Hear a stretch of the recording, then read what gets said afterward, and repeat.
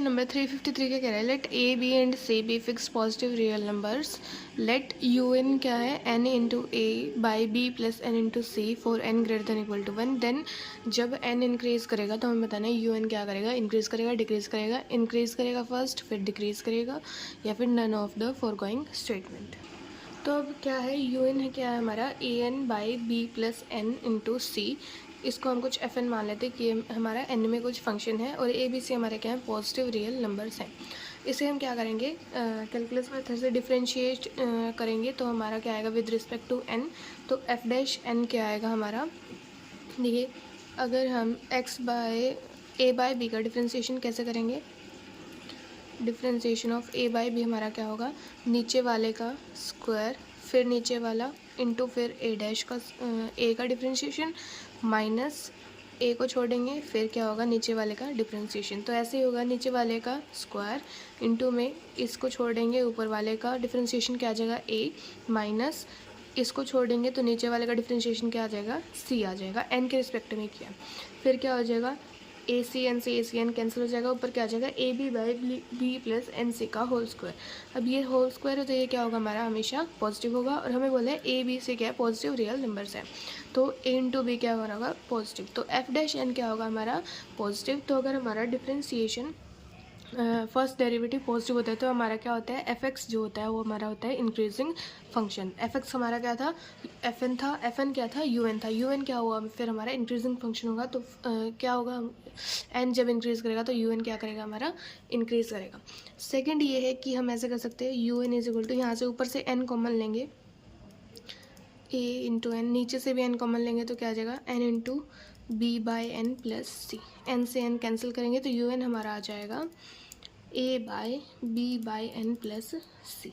तो जब क्या कह रहा है हमारा एन क्या कर रहा है इंक्रीज़ कर रहा है, तो जब यहाँ पे हमारा ऊपर मान लेते हैं कुछ भी एम है और नीचे हमारा कुछ क्वांटिटी है जो कि क्या कर रही है इंक्रीज़ कर रही है, इंक्रीज़ कर रही है तो ये वाली वैल्यू क्या करेगी हमेशा डिक्रीज़ करेगी। अब देखिए 1/3 क्या होता है हमारा 0.3 होता है, 1/2 क्या होता है हमारा 0.5 होता है। अब नीचे वाला ये क्या, नीचे वाला जब हमारा इंक्रीज़ किया तो हमारी इसकी न्यूमेरिकल वैल्यू क्या हो जाएगी डिक्रीज़ हो जाएगी, तो मतलब ये वाली पूरी क्वांटिटी हमारी क्या हो जाएगी डिक्रीज़ हो जाएगी। तो मतलब एन जब इंक्रीज़ करेगा तो ये हमारा हो जाएगा डिक्रीज़, प्लस ये क्वांटिटी जब हमारी डिक्रीज़ कर रही है तो ये प्लस एडिशन भी हमारा क्या करेगा पूरा डिक्रीज़ करेगा। अब जब डिनोमिनेटर जब हमारा ये डिनोमिनेटर है जब ये हमारा डिक्रीज़ कर रहा है तो ऊपर पूरी क्वांटिटी हमारी क्या होगी ये इंक्रीज़ होगी। अब जब हमारा 1/3 क्या था 0.3 था, फिर हमने 1/2 किया वो क्या हो गया 0.5। जब हमारा डिनोमिनेटर डिक्रीज़ कर रहा है तो हमारी क्वांटिटी क्या हो रही है इंक्रीज़ कर रही है, तो जब ये डिक्रीज़ करेगा तो ये हमारा पूरा क्या करेगा इंक्रीज़ करेगा, तो यू एन भी क्या करेगा इंक्रीज़ करेगा जब एन इंक्रीज़ करेगा। क्वेश्चन 354 क्या कह रहा है, suppose N is a positive integer then the least value of capital N for which, ये मॉड क्या कर रहा है लेस देन 1/10 है when N greater than equal to capital N. अब देखिए हमें दिया हुआ है mod of N square plus N plus 1/3 N square plus 1 minus 1/3 का मॉड लेस देन क्या है 1/10। अब एन क्या हमें बोला है पॉजिटिव इंटीजर से, ठीक है ये दो कंडीशन दी हुआ है। अब एक चीज़ समझिए, जब मॉड ऑफ एक्स क्या होता है हमारा लेस देन ए होता है तो उसमें एक्स की वैल्यूज़ क्या होती है -a से a तक होती है, और मॉड एक्स जब हमारा ग्रेटर देन ए होता है तब हमारा एक्स क्या होता है x greater than A union x less than -a, ये हमारी एक्स की वैल्यूज़ होती हैं।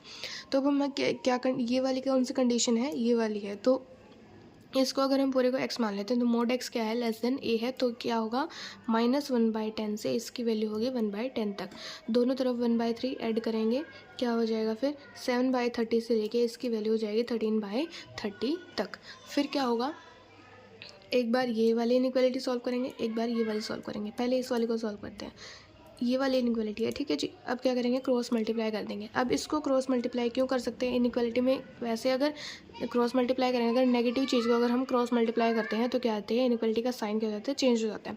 अब क्या है एन स्क्वायर पॉजिटिव है, 3n² से मल्टीप्लाई किया फिर भी पॉजिटिव है, एडिशन कर रहे हैं 1 की तो भी पॉजिटिव है, तो इसको हम क्या कर सकते हैं इधर मल्टीप्लाई क्रॉस मल्टीप्लाई कर सकते हैं क्योंकि ये क्वान्टिटी हमारी क्या है हमेशा पॉजिटिव क्वान्टिटी है। ठीक है जी।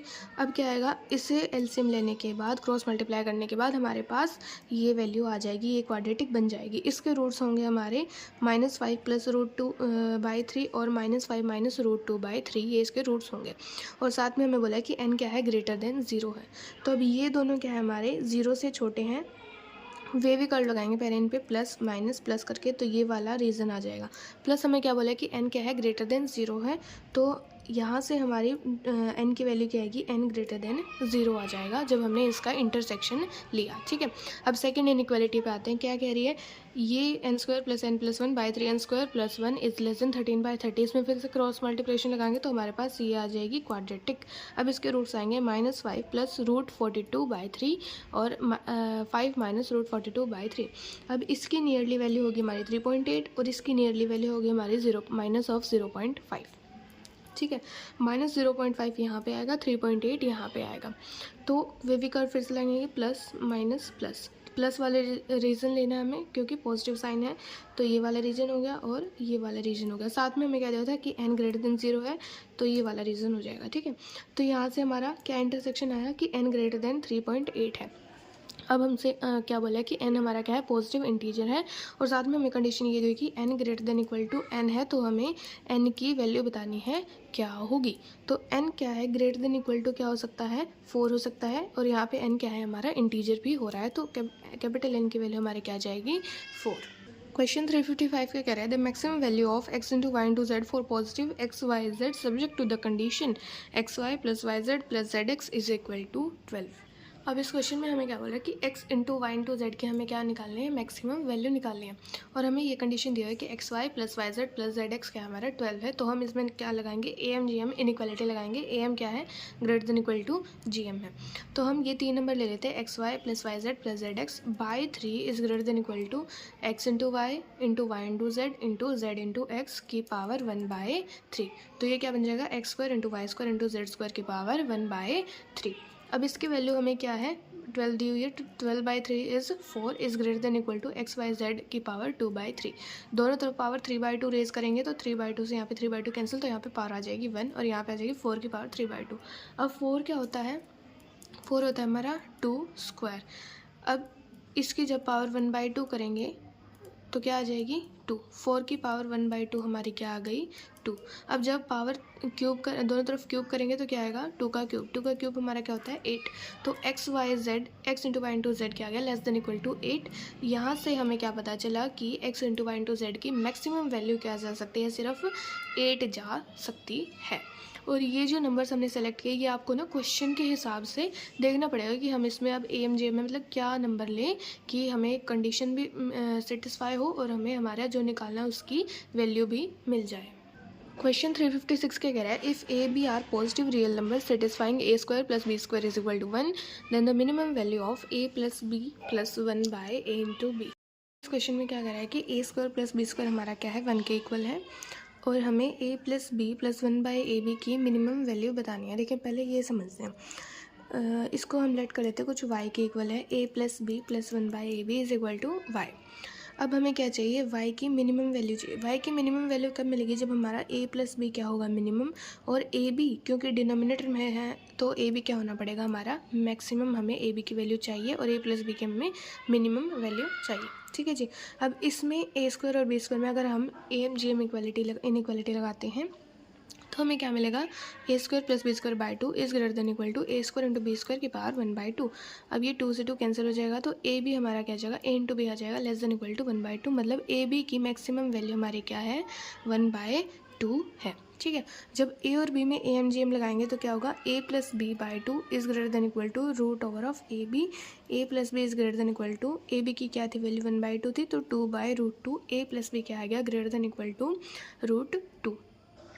तो ठीक है, a + b की मिनिमम वैल्यू हमारे पास क्या आ गई फिर √2। तो y की मिनिमम वैल्यू क्या आ गई, √2 + 2 + √2। तो ये y की मिनिमम वैल्यू हमारे पास ये आ गई। बाकी आप इसको ना कैलकुलस वाले मेथड से भी कर सकते हो, जैसे b को a के टर्म्स में निकाल के b = √1 - a² करके, यहाँ पे फिर b की जगह a को पुट करके, फिर f' को 0 पुट करके क्रिटिकल पॉइंट निकाल के, फिर हमें देखना है वहाँ पे क्रिटिकल पॉइंट जैसे हमने निकाला, फिर वहाँ से हमने a b की वैल्यू निकाल ली, तो फिर वो हमारा क्या हो जाएगा, फिर उसमें ए और बी में हम वैल्यू पुट करेंगे तो हमें क्या मिल जाएगी, मिनिमम वैल्यू मिल जाएगी। ठीक है जी। क्वेश्चन 357 क्या कह रहा है, let M and capital M and small M be respectively the maximum and minimum of an arbitrary real numbers x1 x2 up to xn तक। ठीक है जी। Further let M dash and capital M dash and small m dash denote the maximum and minimum respectively of the following numbers x1 plus x1 plus x2 by 2 plus x1 plus x2 plus x3 by 3 ऐसे ही so on x1 plus x2 up to xn by n। तो हमें बताना है M M dash capital M और capital M dash में हमारा relation क्या होगा।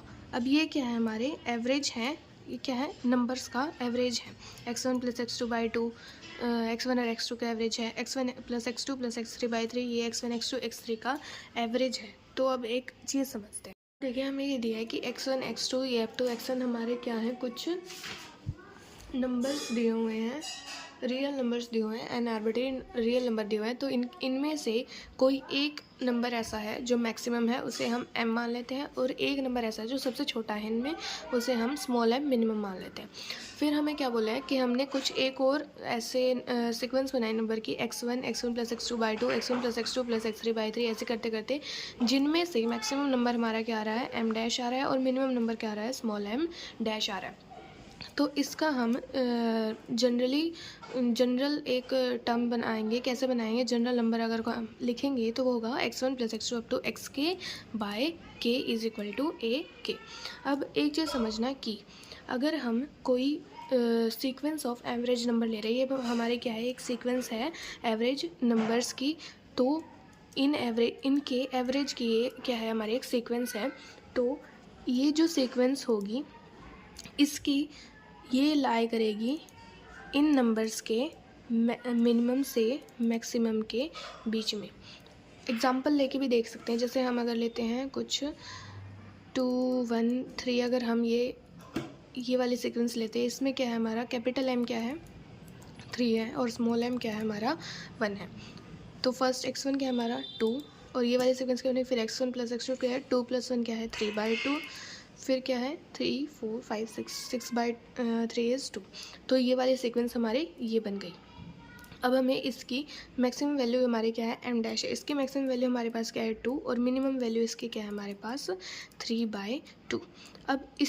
अब ये जो मिनिमम था 1 था, और इसकी मैक्सिमम वैल्यू क्या थी, 3 थी। अब ये जो मिनिमम मैक्सिमम होंगे m डैश और कैपिटल M डैश, वो क्या होंगे, इसके बीच में हमेशा लाई करेंगे। मतलब कहने का मतलब कि एवरेज, अगर कोई नंबर्स की सीक्वेंस हमें दी हुई है और उनकी एवरेज के सीक्वेंस अगर हम लिखते हैं, तो उनकी मैक्सिमम और मिनिमम वैल्यूज़ हमारी इंडिविजुअल नंबर्स के मैक्सिमम और मिनिमम वैल्यूज़ के बीच में लाई करेगी। तो हमारा ऑर्डर क्या होगा, सबसे पहले मिनिमम ऑफ दीज नंबर्स, वो होगा सबसे छोटा। फिर हमें मिलेगा इस सीक्वेंस में से मिनिमम कौन सा है, जो कि होगा हमारा m डैश। फिर हमें मिलेगा इस सीक्वेंस में से मैक्सिमम कौन सा है, वो होगा हमारा कैपिटल M डैश। फिर हमारा सबसे मैक्सिमम क्या होगा, हमारा कैपिटल M, जो कि इन इंडिविजुअल नंबर्स का मैक्सिमम था कैपिटल M। तो ये सीक्वेंस हमारी एट लास्ट बन जाएगी। क्वेश्चन 358 क्या कह रहा है, a stick of length 20 units is to be divided into n parts so that the product of the length of the parts is greater than unity, the maximum possible value of n is. अब ये question क्या कह रहा है कि एक stick है 20 units की उसकी लेंथ है, और हमने उसे n पार्ट्स में डिवाइड कर लिया, मान लेते हैं उनकी लेंथ है x1 x2 up to xn, और हमें ये एज्यूम करें कि सभी नोट नेसेसरली क्या है, इक्वल है। इक्वल हो भी सकते हैं, इक्वल नहीं भी हो सकते, लेकिन हम ज़्यादातर ये एज्यूम करेंगे कि इक्वल नहीं है। तो सबका सम हमारा क्या होगा, 20 होगा, और हमें दिया है कि जो सभी पार्ट्स हैं उनका जो प्रोडक्ट है वो हमारा क्या है, ग्रेटर देन 1 है। तो am ग्रेटर देन gm लगाएंगे। इक्वल टू gm नहीं हो सकता, क्योंकि इक्वल हो भी सकते हैं, नहीं भी हो सकते। तो x1 plus x2 plus up to xn by n is greater than x1 into x2 up to xn की पावर 1 बाई n। अब ये प्रोडक्ट क्या था हमारा, ग्रेटर देन 1 था, तो ये चीज़ भी हमारी क्या हो जाएगी, ग्रेटर देन 1 की पावर 1 बाई n। 1 की पावर कुछ भी करेंगे 1 ही रहेगा, तो ग्रेटर देन 1 हो जाएगी। अब ये क्या था हमारा, 20 था, 20 by n is greater then 1। अब n क्या है, हमारा पार्ट्स है, जो पॉजिटिव वैल्यू है तो क्रॉस मल्टीप्लाई कर सकते हैं, तो n क्या आ गया, लेस देन 20। तो n पार्ट्स हैं तो क्या होंगे फ्रैक्शनल में, तो पॉइंट्स में, डेसिमल में, फ्रैक्शन में नहीं हो सकते। तो n क्या होगा हमारा, एक इंटीजर होगा। तो मैक्सिमम n की वैल्यू हमसे पूछी थी, तो मैक्सिमम n की वैल्यू हमारी क्या हो सकती है 19, मतलब 19 मैक्सिमम पार्ट्स हम इसके बना सकते हैं स्टिक के, 20 यूनिट्स स्टिक के।